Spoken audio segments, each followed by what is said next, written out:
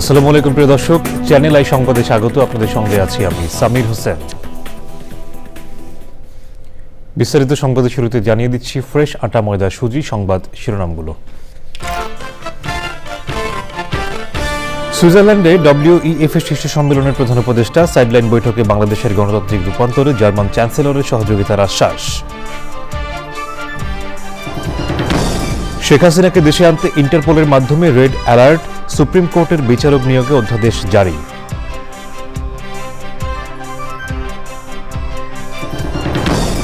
জুলাই অভ্যুত্থানে আহত চিকিৎসাধীনদের বায়োমেট্রিক তথ্য সংগ্রহ শুরু, ১.৫ সপ্তাহে জাতীয় পরিচয়পত্র হস্তান্তরের আশ্বাস।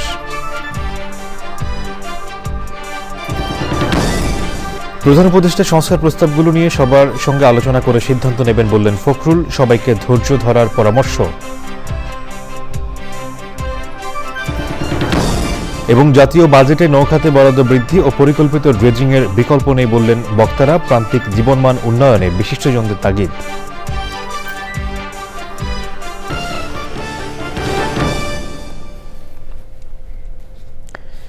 সংবাদ শিরোনামগুলো জানাচ্ছিলাম। এখনকার সংবাদ আয়োজন একই সঙ্গে চ্যানেল আইর ইউটিউব চ্যানেলে এবং চ্যানেল আইর OTT প্ল্যাটফর্ম আই স্ক্রিনে লাইভ স্ট্রিম হচ্ছে। এবার বিস্তারিত। সুইজারল্যান্ডের ডাভোসে বিশ্ব অর্থনৈতিক ফোরাম WEF এর শীর্ষ সম্মেলনে যোগ দিয়েছেন অন্তর্বর্তী সরকারের প্রধান উপদেষ্টা অধ্যাপক ডক্টর মোহাম্মদ ইউনূস। সম্মেলনের ফাঁকে তিনি বৈঠক করেছেন জার্মান চ্যান্সেলর ওলাফ শোলজের সাথে। বৈঠকে বাংলাদেশের গণতান্ত্রিক রূপান্তরের জন্য সর্বাত্মক সহযোগিতার আশ্বাস দিয়েছেন জার্মান চ্যান্সেলর। প্রধান উপদেষ্টা বলেন, তিনি 6টি কমিশনের দাখিল করা সংস্কার প্রতিবেদনগুলোর বিষয়ে রাজনৈতিক দলগুলোর মধ্যে ঐক্যমত্য প্রতিষ্ঠার জন্য চেষ্টা করছেন। এর আগে বাংলাদেশ সময় মঙ্গলবার বিকেল 5টা 25 সুইজারল্যান্ডের জুরিখে পৌঁছান প্রধান উপদেষ্টা। তাকে স্বাগত জানান জেনেভায় বাংলাদেশের স্থায়ী প্রতিনিধি তারেক MD আরিফুল ইসলাম। 4 দিনের এই সফরে প্রধান উপদেষ্টার ফিনল্যান্ডের প্রেসিডেন্ট আলেকজান্ডার স্টাব, বেলজিয়ামের রাজা ফিলিপ এবং থাই প্রধানমন্ত্রী পায়েংটার্ন সিনাওয়াত্রার সঙ্গে দ্বিপাক্ষিক আলোচনার কথা রয়েছে। সাবেক প্রধানমন্ত্রী শেখ হাসিনাকে দেশে ফিরিয়ে আনতে ইন্টারপোলের মাধ্যমে রেড অ্যালার্ট জারি করা হয়েছে বলে জানিয়েছেন আইন উপদেষ্টা আসিফ নজরুল। আইন মন্ত্রণালয়ে অনুষ্ঠিত সংবাদ সম্মেলনে তিনি বলেন, সংবিধানের সাথে সাংঘর্ষিক কোনো বিষয় সংস্কারের উদ্যোগ আইন মন্ত্রণালয় নেবে না। এখন থেকে স্বচ্ছতার মাধ্যমে বিচারপতি নিয়োগ হবে। ট্রাইব্যুনালের বিচার আর নির্বাচনের মধ্যে কোনো সম্পর্ক নেই বলেও মন্তব্য করেন তিনি। বিস্তারিত জানাচ্ছেন রফিকুল বাশার। সুপ্রিম কোর্টের বিচারক নিয়োগ অধ্যাদেশ জারি করা হয়েছে। অধ্যাদেশ অনুযায়ী প্রধান বিচারপতির নেতৃত্বে গঠিত 6 সদস্যের কাউন্সিল সুপ্রিম কোর্টের বিচারপতি নিয়োগ দেবে। যে কোনো আইনজীবী এই কাউন্সিলে বিচারক হতে আবেদন করতে পারবেন। উচ্চ আদালতে রাজনৈতিক সরকারগুলো সম্পূর্ণভাবে দলীয় বিবেচনায় অনেক ক্ষেত্রে অযোগ্য লোকদেরকে জাজ হিসাবে নিয়োগ দিত। আগামী 3 মাসের মধ্যে আমরা হাইকোর্টে যে পরবর্তী নিয়োগ আছে সেখানে আমরা আগের যে কোনো আমলের চেয়ে একটা বেটার নিয়োগ প্রক্রিয়ার মাধ্যমে উচ্চ আদালতে বিচারক নিয়োগ দিতে পারবো। সংবিধানের সাথে সাংঘর্ষিক কোনো বিষয় সংস্কার না করলে সংস্কার কমিশনের সুপারিশের কি হবে, সাংবাদিকরা জানতে চান আইন উপদেষ্টার কাছে। এটা সম্পূর্ণভাবে জাতীয় ঐক্যমত্য কমিশন যে আছে সেই কমিশনে ডিসাইড করবে। নির্বাচন সংস্কারে কিছু বিষয় আছে যেটা সংবিধান পরিবর্তনের সাথে সম্পর্কিত না, সেটা যদি রাজনৈতিক দলগুলো ঐক্যমত্য পোষণ করে অবশ্যই এই সরকারের আমলে হয়ে যাবে। আন্তর্জাতিক অপরাধ ট্রাইব্যুনালের বিচার এবং নির্বাচনের মধ্যে কোনো সম্পর্ক বা মতবিরোধ নেই জানিয়ে তিনি বলেন, সাবেক প্রধানমন্ত্রী শেখ হাসিনাকে দেশে ফিরিয়ে আনতে ইন্টারপোলের মাধ্যমে রেড অ্যালার্ট জারি করা হয়েছে। এই বিচার কাজের সাথে নির্বাচনের কোনো বিরোধ নাই, কোনো সম্পর্ক নাই। বিচারের গতিতে চলবে। ভারত যদি শেখ হাসিনাকে প্রত্যার্পণ না করে তাহলে এটা বাংলাদেশের সাথে ভারতের যে প্রত্যার্পণ চুক্তি সেটা সুস্পষ্ট লঙ্ঘন হবে। সেটা আমরা সেই ব্যাপারে আমরা বিশ্ব সমাজে কি পদক্ষেপ নেব সেটা আমাদের পররাষ্ট্র মন্ত্রণালয়ের মাধ্যমে ঠিক করা হবে। আর হচ্ছে আমরা রেড অ্যালার্ট জারি করা হয়েছে ইন্টারপোলের মাধ্যমে। গত সরকারের সময় করা সাইবার সিকিউরিটি আইনে চলা 113টি মামলা 2 সপ্তাহের মধ্যে, 25 জেলার 2500 রাজনৈতিক মামলা 1 সপ্তাহের মধ্যে এবং রাজনৈতিক সব মামলা ফেব্রুয়ারির মধ্যে প্রত্যাহারের উদ্যোগ নেওয়া হয়েছে বলে জানান আইন উপদেষ্টা। Rafiqul Bashar, channel I, Dhaka. নির্বাচনে জালিয়াতির সাথে জড়িতদের বিচারে তদন্ত কমিশন গঠনের সুপারিশ করেছে নির্বাচন ব্যবস্থা সংস্কার কমিশন। রাজধানীতে মতবিনিময়ে নির্বাচন ব্যবস্থা সংস্কার কমিশনের প্রধান ডক্টর বদিউল আলম মজুমদার বলেছেন, জুলাই আগস্টে যারা নাগরিকদের হত্যা করেছে বেশিরভাগ মানুষ চায় তারা আর ক্ষমতায় না আসুক। সুষ্ঠু নির্বাচনের জন্য কিছু সংস্কার জরুরি উল্লেখ করে তিনি বলেন, রাজনৈতিক নেতৃত্ব ও জনগণের কেউ অতীতের মতো কারচুপির নির্বাচন চায় না বলে আশা করেন তিনি। নাজিব বেগের রিপোর্ট। নির্বাচন কমিশন বিষয়ক সাংবাদিকদের সংগঠন আরএফইডি টকে অংশ নেন নির্বাচন ব্যবস্থা সংস্কার কমিশন প্রধান। আলোচনায় তিনি বলেন, নির্বাচন ও রাজনৈতিক অঙ্গনকে দুর্বৃত্তমুক্ত করার প্রস্তাব দিয়েছে তার কমিশন। জানান, মানবতা বিরোধী অপরাধীরা যেন নির্বাচনে অংশ নিতে না পারে সেই সুপারিশও করা হয়েছে। আমাদের নাগরিক তাদেরকে যেভাবে খুন করেছে, প্রায় 2000 ব্যক্তি খুন হয়েছে, এবং যারা গুম হয়েছে, যারা বিভিন্নভাবে গুরুতর মানবাধিকার লঙ্ঘন করেছে, আমরা কি চাই তারা আবার এসে আমাদের রাষ্ট্র পরিচালনা করুক? আমি তো মনে করি অধিকাংশ জনগণে চায় না। 40% নিচে ভোট পড়লে পুনঃভোটের সুপারিশ করেছে কমিশন। নির্বাহী বিভাগ যাতে নির্বাচন কমিশনকে প্রভাবিত করতে না পারে সেই প্রস্তাবও করা হয়েছে। তবে সুষ্ঠু নির্বাচনের জন্য সবকিছুর উপরে সংশ্লিষ্টদের সদিচ্ছাকেই বড় মনে করছেন তিনি। সকলেই চায় একটা সুষ্ঠু নিরপেক্ষ নির্বাচন, একটা পরিচ্ছন্ন নির্বাচন, যাতে মানুষ ভোট দিতে পারে, যাতে অতীতের পুনরাবৃত্তি না ঘটে। তো আমি আশা করি, আমি বিশ্বাস করি যে আমাদের রাজনীতিবিদরা তারাও এটা তাদের উপলব্ধিতে আছে। গত 3টা নির্বাচন কমিশন তাদের সাংবিধানিক দায়িত্ব পালনে তারা ব্যর্থ হয়েছে। কমিশন গঠন করে তারা তদন্ত করে বের করবে, তারা কোনো অপরাধ করে থাকলে তাদেরকে যারা বিচারের আওতায় আনা। পরিস্থিতির উন্নতি হলে তত্ত্বাবধায়ক সরকারের অধীনে 4 মাসে স্থানীয় ও জাতীয় নির্বাচন করা সম্ভব হবে বলেও মনে করেন তিনি। নাজিব বিক, চ্যানেল আই, ঢাকা। হটকারী কোনো কিছু না করে সবাইকে ধৈর্য ধরার পরামর্শ দিয়েছেন বিএনপি মহাসচিব মির্জা ফখরুল ইসলাম আলমগীর। রাজধানীতে এক আলোচনায় তিনি বলেছেন, সংস্কারের প্রস্তাবগুলো আসা শুরু হয়েছে, প্রধান উপদেষ্টা সবার সঙ্গে আলোচনা করে সিদ্ধান্ত নেবেন। বিএনপি মহাসচিব বলেন, অনির্বাচিত সরকারের চেয়ে নির্বাচিত সরকারের গ্রহণযোগ্যতা সবসময় বেশি। রাহুল রায় রিপোর্ট। শহীদ রাষ্ট্রপতি ও বিএনপির প্রতিষ্ঠাতা জিয়াউর রহমানের 89তম জন্মবার্ষিকী উপলক্ষে বিএনপি এবং অঙ্গ ও সহযোগী সংগঠনগুলো নানা কর্মসূচি পালন করছে। এরই ধারাবাহিকতায় জাতীয় প্রেস ক্লাবে ছিল ব্যতিক্রমী আয়োজন গ্রন্থ আড্ডা। সেখানে প্রধান বক্তা বিএনপি মহাসচিব মির্জা ফখরুল ইসলাম আলমগীর। বোধহয় ধারা প্রয়োজনের সঙ্গে সঙ্গে, অর্থনীতি ভাষা তাই বলে, প্রয়োজনের সঙ্গে সঙ্গে তার ব্যবস্থা পাল্টায় এবং সেটা পাল্টাতে হয়।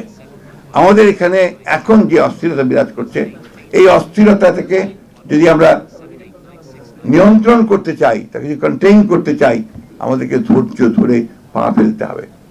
এমন কিছু আমরা করব না যেখানে আমরা আরো নৈরাজ্যের সৃষ্টি করে আরো বিপদ আমরা যেন ডেকে না আনি। এই বিষয়গুলো আমাদেরকে মনে রাখতে পারে মনে করি। ন্যূনতম সংস্কারের পরই নির্বাচন হওয়া উচিত বলে মনে করেন বিএনপি মহাসচিব। এই সংস্কারের প্রস্তাবগুলো আসতে শুরু করেছে। আমার বিশ্বাস যে আমাদের প্রধান উপদেষ্টা তিনি খুব শীঘ্রই এই বিষয়গুলো ডাকবেন, একটা সমাধানের দিকে আসবেন, আলোচনা হবে, ঐক্যমতের ভিত্তিতে আমরা একটা জায়গায় গিয়ে পৌঁছাবো। নির্বাচনটার কথা এই জন্যই তাড়াতাড়ি বলি যে নির্বাচনটা হলে এই সমস্যাগুলো চলে যাবে। এখানে আপনার একটা নির্বাচিত সরকার, সে একটা পিপলস ম্যান্ডেট নিয়ে বসবে। এরা তো এখন বসতে পারেনি, ওদের মধ্যে সেই যে কনফিডেন্স, সেই কনফিডেন্সটা নাই। ন্যূনতম যে সংস্কারটা প্রয়োজন সেটা করে নিয়ে নির্বাচিত করলে সমস্যাটা অনেকটা সমাধান হবে। মির্জা ফখরুল বলেছেন, নির্বাচিত সরকারের মাধ্যমেই সকল সংকট সমাধান সম্ভব। আমাদের সালাম সাহেব, রাহুল রায়, চ্যানেল আই, ঢাকা। নৌপরিবহন নাব্যতা ফেরানো ও টেকসই উন্নয়ন নিশ্চিতে জাতীয় বাজেটে এই খাতে বরাদ্দ বৃদ্ধির পাশাপাশি পরিকল্পিত ড্রেজিংয়ের বিকল্প নেই।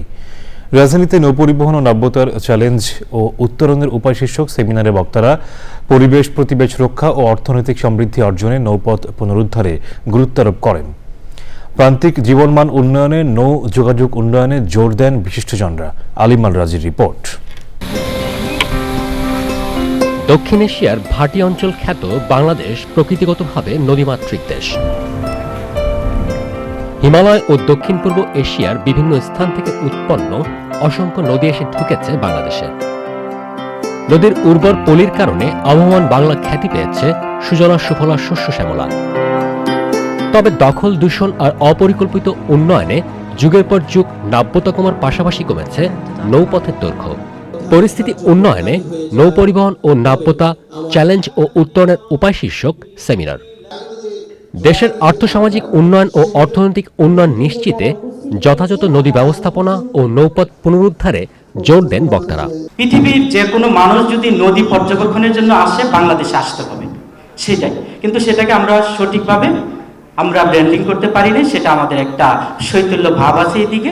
আমাদের কিছু ল্যান্ড রিক্লেমেশনের যে প্রজেক্টগুলো ভবিষ্যতে আমরা চিন্তা করছি কিংবা আপনারা যেগুলো করতে চাচ্ছেন, সেখানেও আমরা কতটুকু ডিসিপ্লিন আমরা আনতে পারছি, কিংবা কার ইনভেস্টমেন্ট আমরা নিব, আমরা কি বাইরের ইনভেস্টমেন্ট বেশি নিব না দেশি ইনভেস্টমেন্ট বেশি নিব।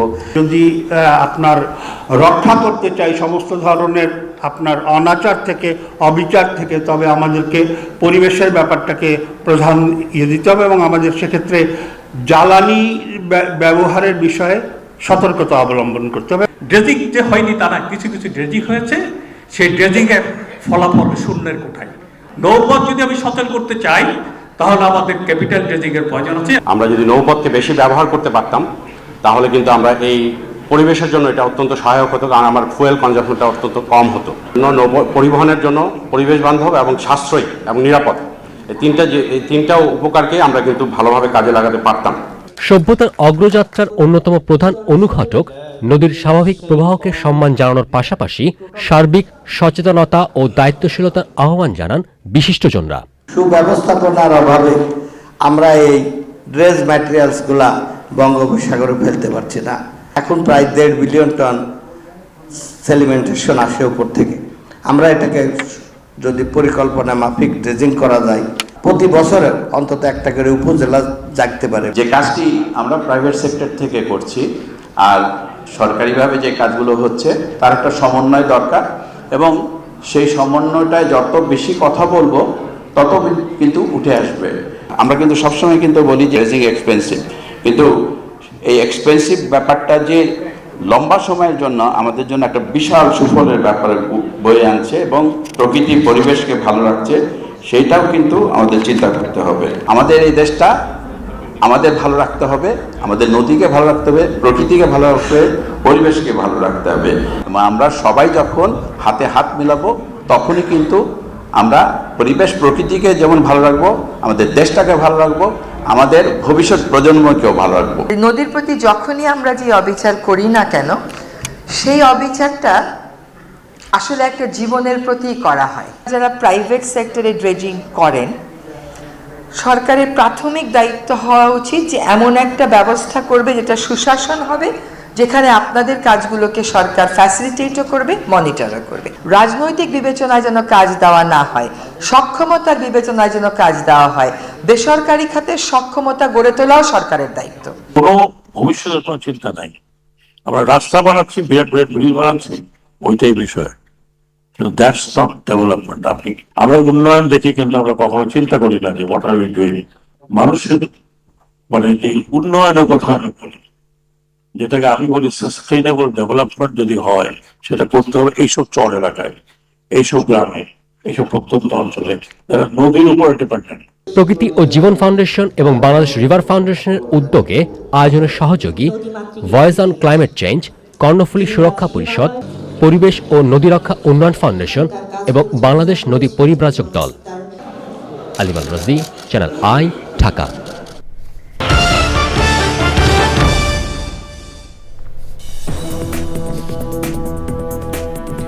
বিরতির পর আবারও আমন্ত্রণ। প্রয়াত রাষ্ট্রপতি জিয়াউর রহমানের 89তম জন্মদিন উদযাপন করেছে কানাডা বিএনপি। রোববার সন্ধ্যায় টরন্টোর দ্য ডন অন ড্যানফোর্থ মিলনায়তনে আহাদ খন্দকারের সভাপতিত্বে ভিডিও কনফারেন্সে বক্তব্য দেন বিএনপির স্থায়ী কমিটির সদস্য আমির খসরু মাহমুদ চৌধুরী। এই সময় বক্তারা জিয়াউর রহমানের জীবন ও কর্মকাণ্ড এবং বিএনপির প্রস্তাবিত 31 দফার উপর আলোচনা করেন।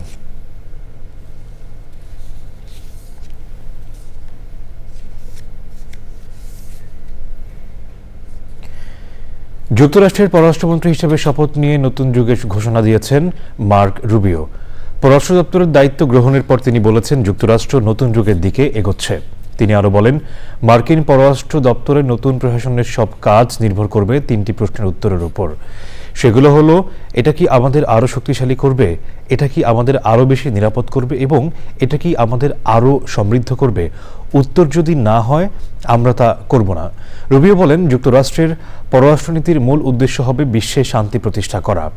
যুক্তরাষ্ট্রের সিনেট ফ্লোরিডা অঙ্গরাজ্যের সদস্য মার্কো রুবিও সিনেটের বিদেশি সম্পর্ক বিষয়ক কমিটিতে দায়িত্ব পালনের দীর্ঘ অভিজ্ঞতা রয়েছে তার। পররাষ্ট্রনীতির বিষয়ে রুবিও আক্রমণাত্মক হিসেবে পরিচিত, বিশেষ করে ইরান ও চীনের বিরুদ্ধে কঠোর পদক্ষেপ নেয়ার পক্ষে তিনি।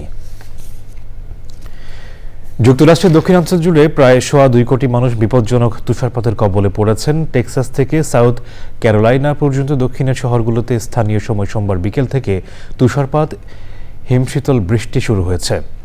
বাতিল করা হয়েছে বিভিন্ন বিমানবন্দরে 2,200-এরও বেশি ফ্লাইট, বিলম্ব হয়েছে আরও 3,000-এর বেশি ফ্লাইট। এতে চরম ভোগান্তিতে পড়েন বিমান যাত্রীরা।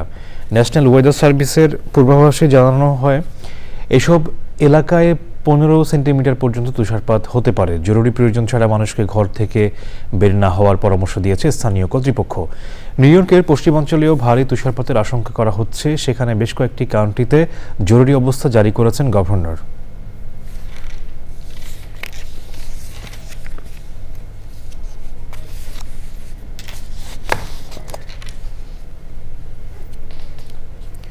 এবারে কৃষি সংবাদ।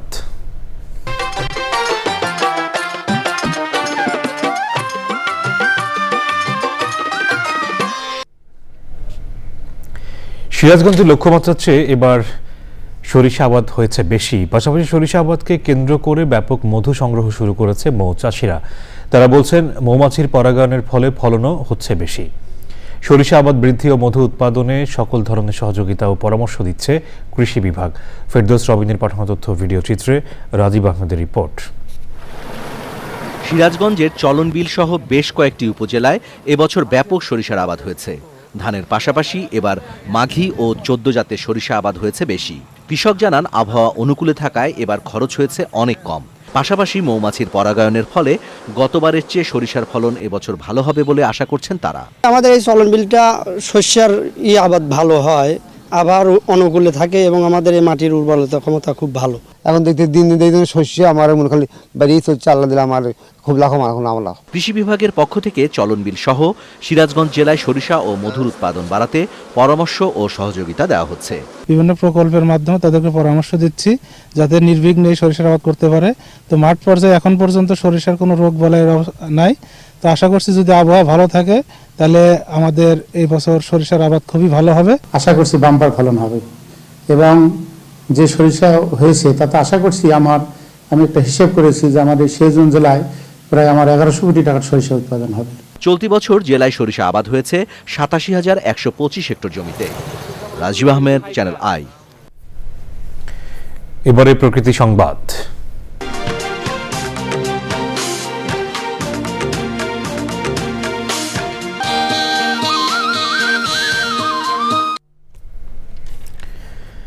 কক্সবাজারের বাঁকখালী নদী দখলের প্রতিযোগিতা চলছে। নদীর জমিতে কার আগে কে স্থাপনা নির্মাণ করতে পারে এ নিয়ে চলছে মহাকর্মযজ্ঞ। প্যারাবন ধ্বংস করেও গড়ে তোলা হচ্ছে ভবন ও আবাসিক এলাকা। প্রকাশ্যে এমন কর্মযজ্ঞ চললেও নদী দখল মুক্তে শুধু তালিকা প্রণয়ন ও কর্মপরিকল্পনাতে সীমাবদ্ধ জেলা প্রশাসন। নুরুল আলমের ভিডিও চিত্রে সরোয়ার আজম মানিকের রিপোর্ট। রামু থেকে কক্সবাজার দৃষ্টিসীমায় দেখা মিলবে বাঁকখালী নদীর দুপাশ দখলের মহোৎসব। নির্মাণ হচ্ছে আধাপাকা অসংখ্য স্থাপনা। ভারতের মিজোরামের পাহাড় থেকে উৎসারিত 67 কিলোমিটার দীর্ঘ এক সময়ের খরস্রোতা বাঁকখালী নদীকে ঘিরেই গড়ে উঠেছিল ব্যবসা বাণিজ্য। কালের বিবর্তনে সেই বাঁকখালী এখন রীতিমতো সরু খাল। লাগামহীন দখল প্রতিযোগিতায় নির্বিচারে ধ্বংস হচ্ছে প্যারাবনও। শুধু তাই নয়, অভিযোগ রয়েছে খুদ পৌরসভাও বাঁকখালীকে ব্যবহার করছে ময়লার ভাগাড় হিসেবে। পরিবেশবাদীরা বলছেন, রাজনৈতিক দলের ছত্রছায়া আর প্রশাসনের নড়বড়ে ভূমিকার সুযোগেই মরিয়া হয়ে উঠেছে দখলদাররা। হাইকোর্টের নির্দেশনা ছিল এবং আমাদের যে নদী আইনেও একটা নির্দেশনা ছিল যে নদীর জমি কেউ দখল করতে পারবে না। নতুন করে প্রতিদিন এখানে ঘরবাড়ি তৈরি করা হচ্ছে এবং বাঁকখালী নদীর জায়গা দখল করা হচ্ছে। নদী মানুষের রাষ্ট্রীয় সম্মতি না, নদীকে রক্ষা করা আমাদের মৌলিক অধিকার, সমস্ত মানুষের অধিকার, সেটা তো দখল করা যায় না, এটা প্রশ্নই ওঠে না। তো সরকার যদি চায় এটা দখল মুক্ত করা কোনো ব্যাপারে নাই। নদী রক্ষায় কর্মতৎপরতার দাবি জেলা প্রশাসনের। ইতিমধ্যে কক্সবাজারের নদীগুলোকে আইডেন্টিফাই করেছি, নদীগুলোর তালিকা প্রণয়ন করে আমরা পানি সম্পদ মন্ত্রণালয় এবং পানি উন্নয়ন বোর্ডের সাথে সহায়তা জেলা প্রশাসন একত্র হয়ে এই কাজটি করেছে। তালিকাগুলো আমরা পাঠিয়েছি। বাকখালী নদীকে সামগ্রিক বিবেচনায় আমরা এটিকে বেছে নিয়েছি। জলাবদ্ধতা নিরসন সহ নদী কেন্দ্রিক পর্যটনের বিকাশে বাকখালীকে স্বাভাবিক অবস্থায় ফিরিয়ে আনার তাগিদ পরিবেশবাদীদের। এই বাকখালী নদী আর এগুলো প্যারাবন, এই বাকখালী নদীর পাশেই এভাবে দিন দুপুরে দখল করে নির্মাণ করা হচ্ছে বসত বাড়ি, আর এভাবেই দখল হয়ে যাচ্ছে নদীগুলো, হারিয়ে যাচ্ছে নদীমাতৃক বাংলাদেশ। যে নদীগুলো বেঁচে থাকা প্রয়োজন পরিবেশ প্রতিবেশের জন্য, তাই এই ব্যাপারে দ্রুত ব্যবস্থা নেওয়ার কথা বলছেন পরিবেশবিদরা। কক্সবাজারের কস্তুরাঘাট থেকে সরোয়ার রাজু মানিক, চ্যানেল আই। সুজি সংবাদ শিরোনামগুলো জানিয়ে দিচ্ছি আরো একবার। সুইজারল্যান্ডে WEF এর শীর্ষ সম্মেলনে প্রধান উপদেষ্টা সাইডলাইন বৈঠকে বাংলাদেশের গণতান্ত্রিক রূপান্তরে জার্মান চ্যান্সেলরের সহযোগিতার আশ্বাস। শেখ হাসিনাকে দেশে আনতে ইন্টারপোলের মাধ্যমে রেড অ্যালার্ট, সুপ্রিম কোর্টের বিচারক নিয়োগে অধ্যাদেশ জারি।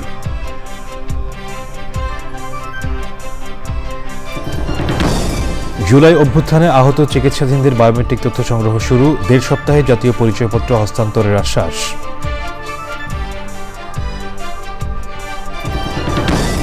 প্রধান উপদেষ্টা সংস্কার প্রস্তাবগুলো নিয়ে সবার সঙ্গে আলোচনা করে সিদ্ধান্ত নেবেন বললেন ফখরুল, সবাইকে ধৈর্য ধরার পরামর্শ। এবং জাতীয় বাজেটে নৌ খাতে বরাদ্দ বৃদ্ধি ও পরিকল্পিত ড্রেজিংয়ের বিকল্প নেই বললেন বক্তারা। প্রান্তিক জীবনমান উন্নয়নে বিশিষ্টজনদের তাগিদ।